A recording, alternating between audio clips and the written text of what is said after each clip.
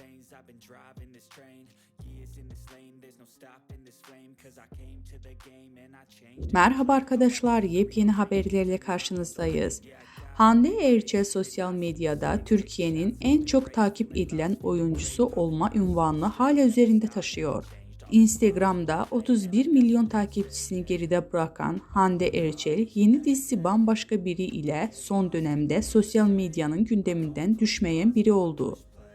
Güzelliğiyle hayranlarını mest eden oyuncu, Instagram'da paylaştığı seksi pozlarıyla da sıklıkla magazinin basınında konuşulan birisi olmaya başarıyor.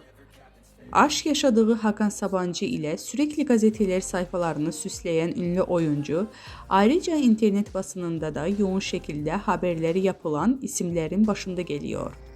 Hande Erçel demek, magazin olsun, dizi olsun, YouTube yayın olsun, reyting anlamına geliyor.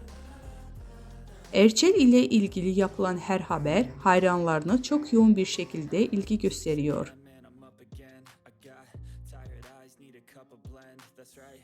In the AM, that's my only friend. No light, just the sun coming up on the horizon. I lose track of